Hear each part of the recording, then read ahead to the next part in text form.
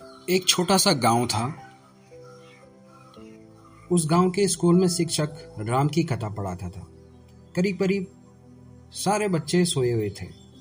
राम की कथा सुनते सुनते बच्चे सो जाएं ये आश्चर्य नहीं, क्योंकि राम की कथा सुनते समय भी बूढ़े लोग भी सो जाते हैं। इतनी बार सुनी जा चुकी है कि जो बात उसे जाकर सुनने का कोई अर्थ भी नहीं रह जाता। बच्चे सोए थे और शिक्षक भी पढ़ा रहा था, लेकिन कोई भी उसे देखता तो कह सकता था कि वह भी सोया हुआ पढ़ाता है। उसे राम की कथा कंठस्थ थी, किताब सामने खुली थी, लेकिन किताब पढ़ने की उसे जरूरत न थी। उसे सब याद था। यह यंत्र की भांति कहे जाता था। शायद ही उसे पता हो कि वह क्या कह रहा है। तोतों को पता नहीं होता कि वे क्या कह रहे हैं। जिन्होंने शब्दों को कंठस्थ कर लिया है उन्हें भी पता नहीं होता कि वह क्या कह रहे हैं। और तभी अचानक एक सनसनी दौड़ गई शिक्षा कक्षा में। अचानक ही स्कूल का निरीक्षक आ गया। वह कमरे के भीतर गया। बच्चे सजग होकर बैठ गए।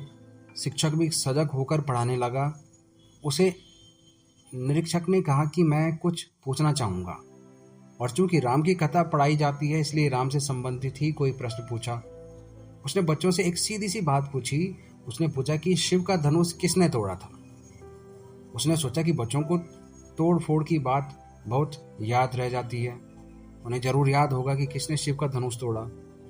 लेकिन इसके पहले कि कोई बोले, एक बच्चे ने हाथ हिलाया और खड़े होकर कहा, क्षमा करिए, मुझे नहीं पता कि किसने तोड़ा था। एक बात निश्चित है कि मैं 15 दिन से छुट्टी पर था, मैंने नहीं तोड़ा। और इसके पहले कि मेरे पर इल्जाम लग जाए, मैं पहले ही साफ कर देना चाहता हूँ कि धनुष का मुझे कुछ नहीं पता किसने तोड़ा। क्योंकि जब भी स्कूल की कोई भी चीज टूटती है तो सबसे पहले मेरे ऊपर दोषारोपण आता है, इसलिए मैं निवेदन किए देता हूँ। निरीक्षक तो हैरान रह गया। उसने सोचा भी नहीं था कि कोई यह उत्तर देगा। उसने शिक्षक की तरफ देखा। शिक्षक अपना बेत निकाल रहा था, एक लट्ठी थी, और उसने कहा, जरूर किसी बदमाश ने तोड़ा होगा।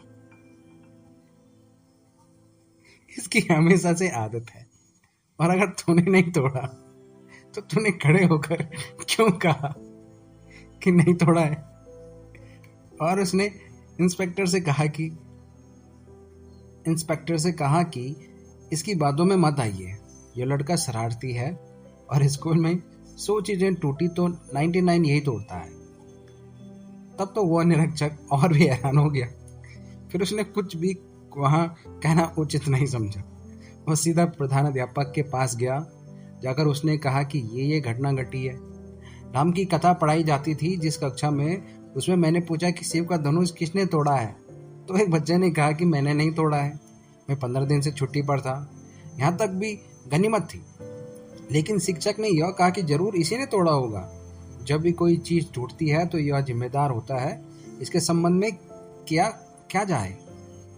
उस प्रिंसिपल ने कहा कि इस संबंध में एक ही बात की जा सकती है कि अब बात को आगे ना बढ़ाया जाए, क्योंकि लड़कों से कुछ भी कहना खतरा मोल लेना है। किसी क्षण भी हड़ताल हो सकती है, अनशन हो सकता है। अब जिसने भी तोड़ा होगा आप कृपा करें और बात बंद कर दें। कोई 2 महीने से शांति चल रही है स्कूल में, उसको भंग करने की कोशिश मत करें। न मालूम कितना फर्नीचर तोड़ डाला है लड़कों ने। हम चुपचाप देखते रहते हैं, स्कूल की दीवारें टूट रही हैं, हम चुपचाप देखते रहते हैं, क्योंकि कुछ भी बोलना खतरनाक है। हड़ताल हो सकती है, अनशन हो सकता है, इसलिए चुपचाप देखने के सिवाय कोई मार्ग नहीं है। वो इंस्पेक्टर तो अवाक, वो तो आंखें फाड़े रह गया। अब कुछ कहने का उपाय न था। वो वहां से सीधा स्कूल की जो शिक्षा समिति थी उसके अध्यक्ष के पास गया और उसने जाकर कहा कि यह हालत है स्कूल की। राम की कथा पढ़ाई जाती है, वहां बच्चा कहता है मैंने शिव का धनुष नहीं तोड़ा। शिक्षक कहता है इसी ने तोड़ा होगा। प्रधानाध्यापक कहता है कि जिसने भी तोड़ा हो बात को रफा दफा कर दो, शांत कर दें, इसे आगे बढ़ाना ठीक नहीं है, हड़ताल हो सकती है। आप क्या कहते हैं?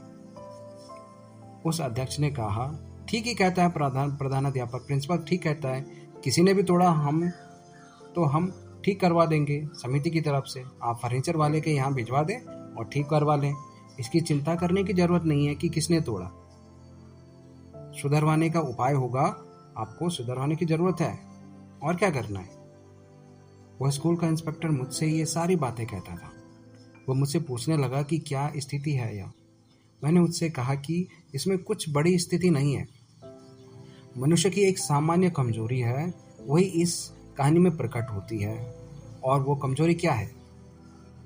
वह कमजोरी यह है कि जिस संबंध में हम कुछ भी नहीं जानते हैं, उस संबंध में भी हम ऐसी घोषणा करना चाहते हैं कि हम जानते हैं। वो कोई भी कुछ नहीं जानते कि शिव का धनुष क्या है। क्या उचित न होता कि वो कह देते कि हमें पता नहीं है कि शिव का धनुष क्या है, लेकिन अपना अज्ञान कोई भी स्वीकार नहीं करना चाहता है। मनुष्य जाति के इतिहास में इससे बड़ी कोई दुर्घटना नहीं घटी है कि हम अपना अज्ञान स्वीकार करने को राजी नहीं होते। जीवन के किसी भी प्रश्न के संबंध में कोई भी आदमी इतनी हिम्मत और साहस नहीं दिखा पाता है कि मुझे नहीं पता है।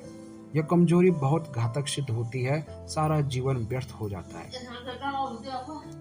और चूंकि हम यह मानकर बैठ जाते हैं कि हम जानते हैं, इसलिए तो हम उत्तर देते हैं। वह इतने ही मूर्खतापूर्ण होते हैं जितने उस स्कूल में दिए गए थे, बच्चों से लेकर अध्यक्ष तक। जिसका हमें पता ही नहीं है, उसका उत्तर देने की कोशिश सिवाय मूर्खता के और कुछ भी नहीं हो जाएगी। जो चीज हमें पता ही नहीं है, उसका उत्तर देने की कोशिश सिवाय मूर्खता के और कहीं भी नहीं ले जाएगी।